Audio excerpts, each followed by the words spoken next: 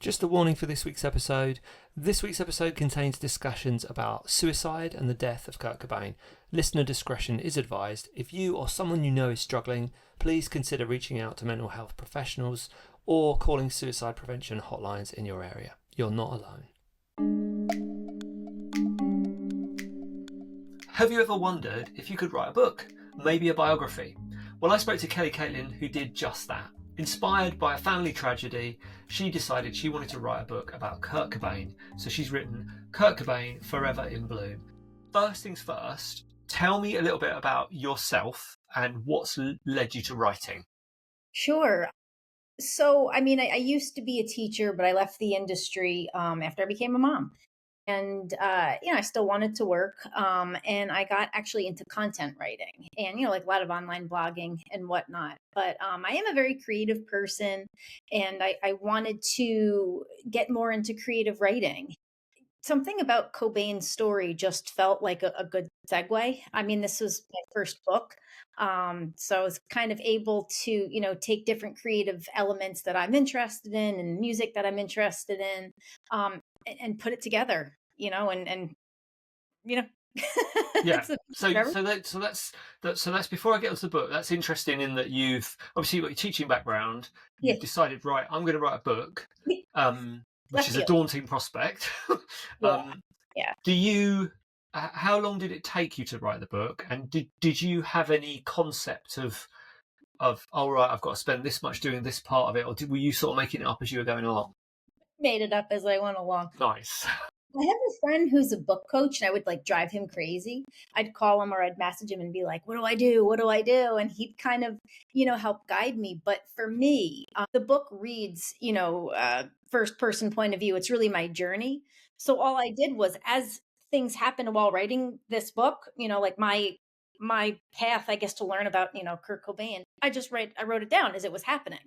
And then it's not like a diary entry or anything like that. Like I cleaned it up so it actually reads like a, cohesive story. But that was basically it. I was kind of asking myself a lot through the process, like, what would I want to read? What would keep me interested? I knew nothing about Cobain coming into the project. So I just kind of would stop myself and be like, okay, if I was somebody else reading this book who didn't know anything about him, like, what questions might I want to answer or address? So, because you'll read these books sometimes, people will name drop and you're reading it like, I'm sorry, who?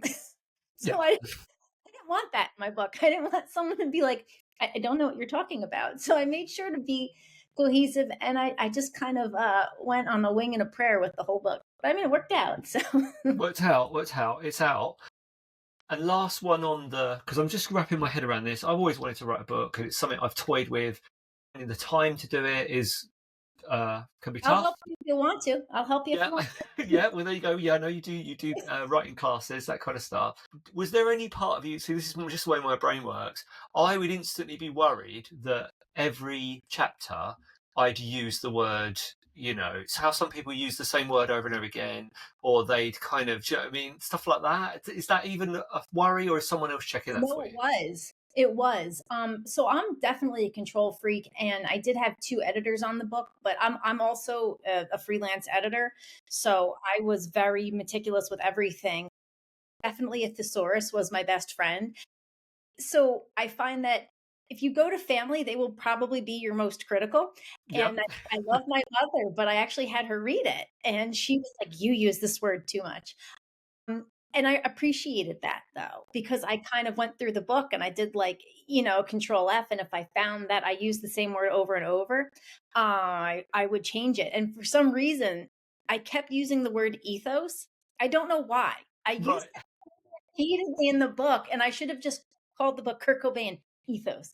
But yeah, so my mom kind of pointed that out and she was like, boy, you use that word a lot. So no, I didn't want it to be redundant or have people finish reading it and be like, we know what SAT words you liked, So yeah, no, that would be a worry of mine. And that brings me to the point I always say to people is that if you can allow people you trust to critique your work and take it with an open heart, that they're not trying to kind of tear you to pieces, the value in that is enormous, because you can sort of unlock all this knowledge that you do not want to wait until the film or book is out to find out. You want to know that ethos stuff. You want to know that Yes. now, not when it comes out. Yeah. So Kurt Cobain, what inspired you to pick him as the topic for the book?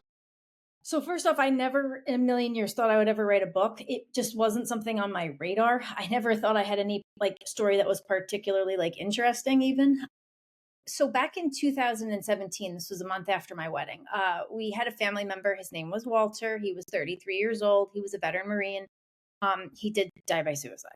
And it was, one of those things nobody saw it coming. I'll never forget that day. My husband calling me to tell me the news. And it's one of these things where, over the years, you find ways of existing with something like that, with the tragedy. You know what I mean? And I didn't want to just remember Walter from a depressed standpoint. I didn't want to remember, my last memory of him being that phone call from my husband that, you know what I mean? Um, I didn't want to think about him those ways. And it was actually during the pandemic. I was out with my son and we came home and my neighbor across the street was blasting Nirvana. And I've got like 20 years on my neighbor, and I'm like, you guys still listen to this? And he's like, yeah, absolutely, of course. So I go inside and I'm actually baking cookies with my son, and he goes and does his own thing, and I start listening to Nirvana, and it trips the Google algorithm, and I'm like scrolling through my news feed, and it's all this Kurt Cobain stuff, and I didn't know anything about him. And it was so doom and gloom. Everything was just painting him like this tragic face of grunge. And it pissed me off, I'm not gonna lie. I remembered thinking in that moment, like, geez, if Walter had been famous, what a horrible way to be immortalized, basically. And I kind of started going down this rabbit hole. 'Cause, it's the pandemic, you can't really do much. And I went down this rabbit hole and I started learning about Cobain. And I didn't know that he was this vocal feminist. And I didn't know that he was really this gay rights advocate and he championed for equal rights. And I'm sitting here, and I'm reading and I'm learning about the benefit concerts that Nirvana played. And my mind is like, why is this not what pops up in the media? Why is everybody obsessed with this man's, like tragic ending? Why can't we look at his life like, wow, he paved the way for so many marginalized groups? And I, right then and there, I'm going to write a book about him and it's going to be different.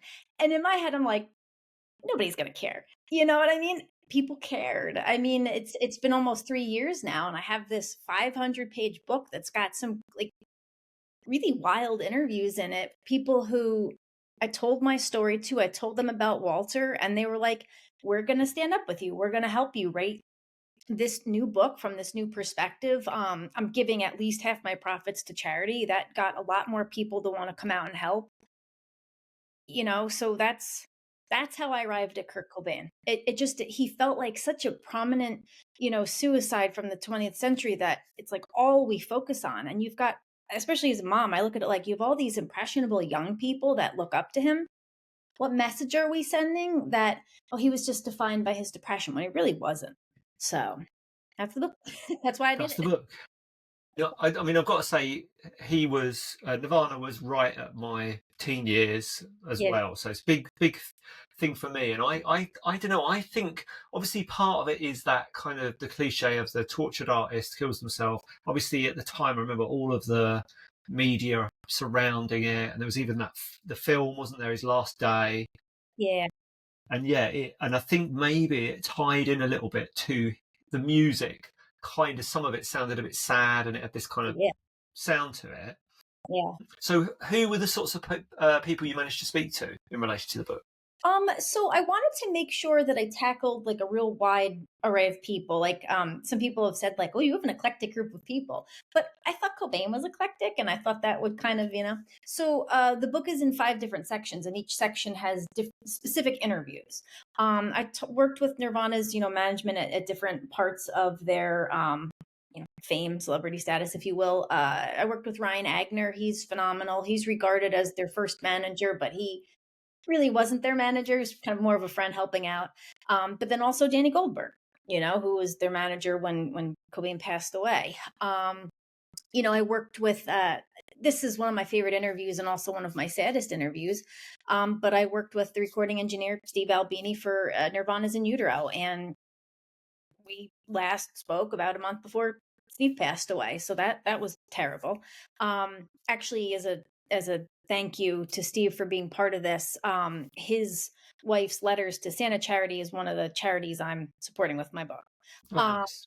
Yeah, I wanted to do that for him. But I mean, I wanted to work with also members from the, grunge scene. So I worked with Gary Lee Conner from the Trees, Kurt Danielson from Tad, who they toured with Nirvana more than any other band. Nirvana had a stage dancer, Tony the Interpretive Dancer. He's in my book. I wanted to talk to Kirk Canning, who he played the cello on Nevermind, Something in the Way. I talked to some of his friends. He was very good friends with this man, Carlos Cake Nunez, who's a writer. And Carlos kind of offered some insight into his friendship with Kurt, his time with Kurt. There were also other people. I mean, Kurt knew a lot of people. There are other people that he lived with or was friends with that haven't done interviews before. So I was very fortunate to speak to them. And then I had people find out about the book and reach out to me too. So this was really neat. But someone reached out to me and she actually wound up writing the foreword for my book. Yeah, she's amazing. Her name is Susan Collins, and she's the former VP of A&R for Virgin Music America. So that was Nirvana's music publisher. So definitely like an eclectic group of people. Yes, there's lots of names in there. So then I'll step away from the book for a second, because I'm just thinking of the sort of person who might be like, right, I'm going to write a biography, or even somebody, maybe a documentary filmmaker, who's going to have to interview a lot of people. Your interviews have there's always this underlying sensitive topic in there because of the suicide. What would be your tips for interviewing somebody and getting a good interview out of them, especially when it's around a sort of a sensitive topic? My number one thing was, so because I didn't know much about Cobain going into this, I was able to learn about him as a human and not just that rock monolith. So I think that I kind of had going for me in the beginning too. Having, experienced a suicide with Walter, I was able to come in sensitive and remembering that the people I was speaking to didn't lose, Kurt Cobain, the lead singer of Nirvana. They lost Kurt Cobain, their friend. So the first thing that I felt like I needed to do was make sure that I was candid and upfront with everybody. I wasn't going to ask them, questions about someone they loved that they lost without opening up about my story. And that kind of, I think, paved the way for open and honest dialogue. I also wanted everybody to know that I don't want to say not a career writer. I didn't do this because I wanted to get known for being some author who writes about that. Just wasn't my intention. So I approached people and I was very honest. I was like, I'm not a journalist. Probably going to make a lot of mistakes along the way, but I offered everybody the opportunity to read their chapters when they were done and make any edits that they wanted. And I also found that made the interview kind of process a little bit more relaxed too, because people knew that if they said something they didn't like, it's okay, we can redo it, we can strike it from the record. I also collaborated with a lot of his friends. So while the book was being written, they had access to see it, on like a shared drive. And hey, this sounds right, this doesn't sound right. So I think presenting the book, coming in interviews as a project, as a collaborative effort, kind of eased the whole process for everybody. And they kind of knew that this wasn't like me trying to do something where I stood out for doing a good job, but this was us coming together to pay tribute to people that we love. And then also letting everybody know about the charities ahead of time and things like that, and kind of letting people weigh in. I always try to be very flexible with the interviews. So I did some at some really crazy times. Like middle of the night interviews if people were in other time zones. It was about, just being flexible and being available for people. Yeah, good tips there. No, they are, and that's the same with this podcast. Sometimes you have to do it at a time that's convenient for your guests, because obviously they're giving you their time to come and chat. So 100%, it makes sense, and it sounds like another thing you had going for you is through that honesty. It's clear it's not an exploitative book that's just being dressed up to sell copies. So is there what do you think? Because I'm a little bit like you, I guess, is in that I love the music, but didn't really know that much about him. And to be honest, I watched the film Last Days, I think it's called, Of and Gus just Van got Sant. yeah, Yeah. I just got bored because I saw it. I actually went to we were at the Cannes Film Festival when it premiered, Yeah. and I think the first 10 minutes is him making cereal in the kitchen, and I was just like, this isn't. This tells me nothing about the person. I was like, what is this? I couldn't do. Yeah, Yeah. maybe I didn't get it. So Been tried. I couldn't. yeah, couldn't get on with it. So from your from speaking to all these people, what are some of the things that really surprised you that you found out? Sure. I understood that he was sensitive going into it. And I think it's hard to, I think, wrap your brain around that level of success that he had, right? I mean, you think about it now, and I don't know numbers now, but I do know in 2006, Cobain was valued, according to Forbes, as the highest earning deceased celebrity. And I think valued at like $500 million or like something, like nuts.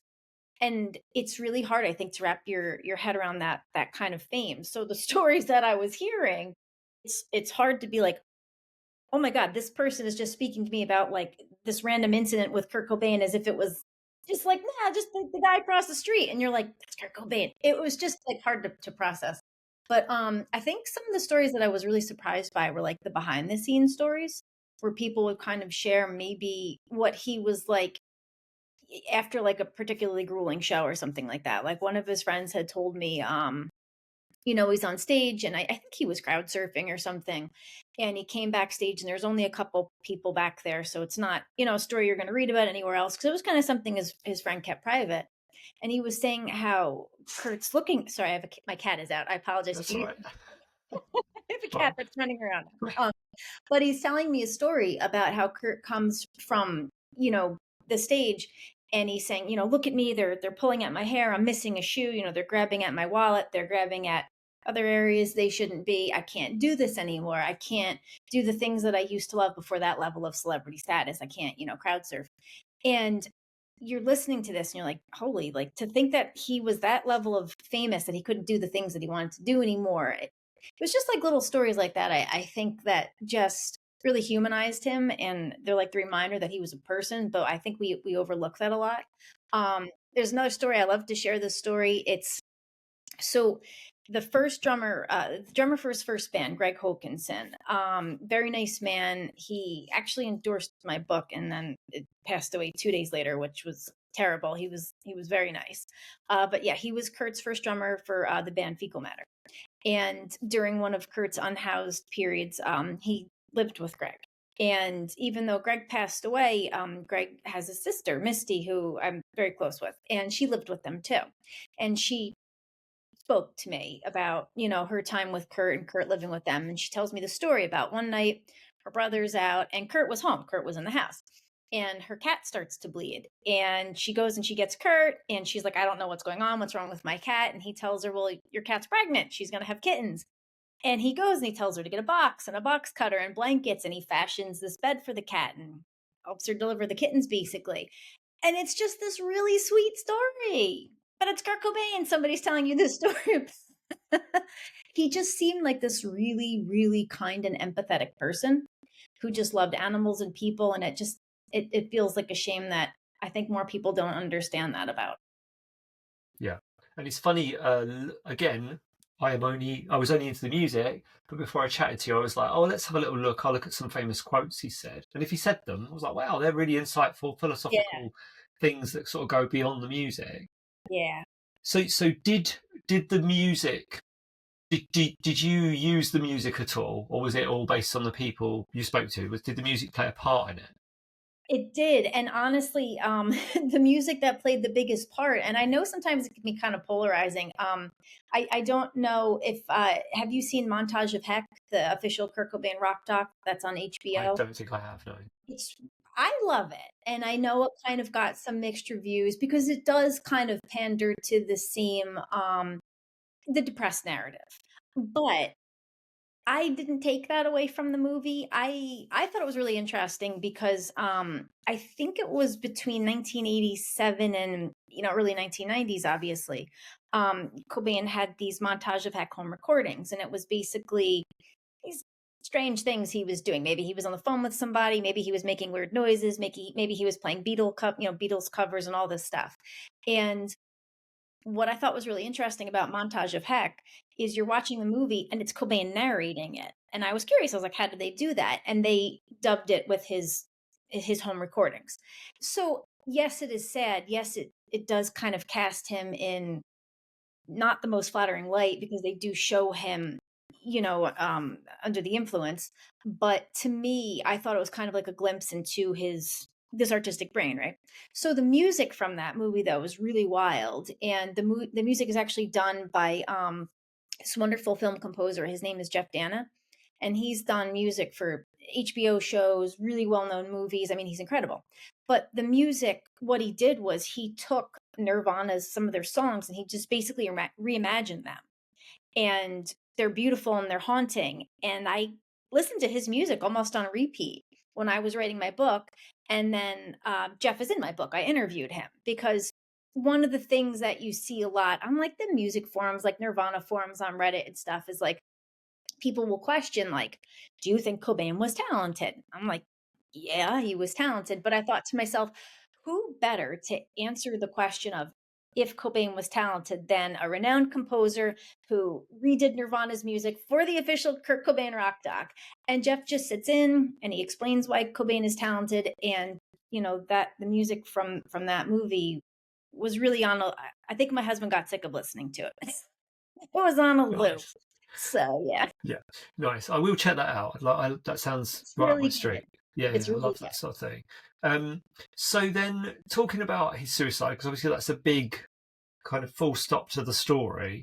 What did you learn about suicide and mental health, and in relation to, did this help in relation to your relative? How did that all sort of fit together for you? I think I started this because one, like I said, had Walter been famous, I wouldn't have wanted him to be remembered that way. But for me, I think I had a lot of unanswered questions about Walter. And I think somehow, somewhere in my brain, I thought maybe doing this and talking to, Cobain's friends might give me that kind of closure too. And we could kind of come together. And it was really an incredible experience and one I'm grateful for. Um, it was sad. It was obviously very depressing because even though I think I interviewed it's there's other books that I've interviewed hundreds of people. I kept more intimate. I stuck to I think about 37 people in total. But every story would start the same and it would be happy and positive and people recalling good times. And obviously the end ends with, Cobain's suicide and me talking about Walter's passing. So there was a little bit of that catharsis, I think, kind of discussing it. For me, the catharsis came after the book was out because it's selling and I'm going, oh, I can give money to these charities. And that's making me feel good because I know I'm doing things in Walter's honor. I know I'm doing things in Cobain's honor. That to me made the whole process worth it. But my takeaway from it, and in listening to all these stories about Cobain, everybody had these wonderful memories of him and these wonderful sentiments. And a lot of people, kind of said the same thing to me when I'll say, like, you see this in the tabloids that he was destined to join the 27 Club. And someone said to me, well, that's a BS attitude. And it is because nobody is beyond repair or help. We know so much more about mental health these days. We know so much more about suicide awareness and prevention. And just from writing this and speaking to people, I wanted to keep that clear lens of like, what signs did we miss? What can we do better moving forward in the future? And then at the end of the book, I have this huge section, which is just mental health resources for anybody, in the States. And I have some in the UK too, for anybody who needs help. So that was it. It was a tough book to write. It was tough. Yeah, it is a tough one because I've fortunately not been in a position being close to anyone who has gone through that. But I can imagine part of the thing that you might struggle with is to understand why, and that maybe that might have been at the beginning. You're like, well, maybe this help me figure out why, because it's such a big thing to get your head around. It is. So thinking about him and the impact he had on music and also some of the things he said, again, these kind of philosophical quotes, which are even pertinent today when you read them. You're like, oh yeah, that kind of makes sense. What do you think he'd have made of social media? I don't think he'd be on it. I really don't. And I've actually discussed this with some people before. I don't think he'd be on it. Imagine, you're talking in a 1991 to 1994 lens, how sensitive he was. Because, I mean, we saw what print tabloids did to him. And I don't even want to see tabloids because some were respected publications. But we did see that Vanity Fair article that came out that did lead to, him and Courtney temporarily losing custody of their infant child. I can't imagine what kind of public scrutiny he would have been under had he, had access to social media. And I read some of the different letters. I think he wrote it to Geffen after the whole thing with the Vanity Fair article. Like, he was furious, obviously, as a parent, having lost custody of his child, and that all came out in the letter. And I think to myself, I can't have imagined him, someone that sensitive, having been lambasted on social media. I think, he probably would have had a publicist that would have managed an account for him. I don't think he would have been the kind of person who would have fared well with social media or have wanted to bother with it at all. Yeah. So. I think I might be turning into that sort of person. Me too. Yeah, definitely. Yeah. And then I was just going to ask you just a couple of questions to finish off. One was, if you could ask him anything, what do you think you would ask him if you could speak to him? Probably philosophical questions. I don't know. He just had so many different thoughts on the world and so many viewpoints. I think, to me, one of the biggest things that I learned, and I wish I could ask him, be able to ask him this. We see the way he grew up, right? We knew he was, a child who came from a broken home during a time when it wasn't super common. We saw the way his parents' divorce affected him and kind of, influenced his music and really the person he grew to be. He was unhoused. He was, forced to eat stolen food like so many other people. He could have done anything with his platform. He could have been like, I don't care. I'm doing what I want. I'm going to jump around in skin tight leather and I'm going to go spend my money at the Mall of America. He could have done anything. And he was still incredibly humble and shopped at thrift stores and played these benefit shows. And I think I would just kind of like to know, like, why? And not like in a bad way, like not to ever question somebody's, values or their altruism or anything, but why? What was it about? Maybe was there, some specific thing from his childhood that isn't discussed in the books, that really affected him. And he knew, hey, if I ever hit it big or I ever get literally the world to be my stage, I'm going to do the right thing with my platform. I mean, that just to me is like incredible. I feel like, and this is why I can't stand social media, but you see a lot of these celebrities, and I'm not saying a lot of them don't do the right thing with their platforms, but some just do things that I can't wrap my brain around. And he just never struck me as that kind of person at all. And I just would like to know why. Like, why are you so awesome? Like, I know that sounds stupid, but he really was. You know what I mean? I think we need more people like that, just not afraid to push back, especially during a time and a place when it was much less, common than it is today. So maybe instead of asking questions, I'd just be thanking him up and down. Nice. He's a pioneer. Yeah. So I've got one more question for you, but before I ask you my final question, I'll just say that I'll put a link to where people can buy the book in the description so they can check it out and read it themselves. My last question was, what is your favorite Nirvana song and why is it your favorite? So I really like Sappy, and it's not that I don't like it, the more, commercialized version of it, but I like the version from the montage of Heck Home recordings where it's just him and a guitar. And the reason I like it is because there's this ambiguity to the lyrics, and he's basically, talking about essentially a bug in a jar in a laundry room. But I didn't glean that from it. I think that there's so much more depth to that song. I think it might possibly be about someone who's sustaining some sort of like, abuse in a relationship, maybe someone who's, oppressed by society and the way we're just kind of reduced. So this is it. You're a bug, you're in a jar, you're stuffed in a laundry room. And to me, I don't know, I listened to that and I think he wrote it in 87, so he was 20 years old. You know what I mean? Just like the depth at such a young age. So intuitive and so socially conscious at such a young age. That, I don't know, I just love that song. I hope you enjoyed that episode. If you are interested in being an author, maybe you want to write a fiction book, then do check out my episode with Bev Sanford. She's a published author. She's written a bunch of books. She's even written some Doctor Who ones. So please do check it out.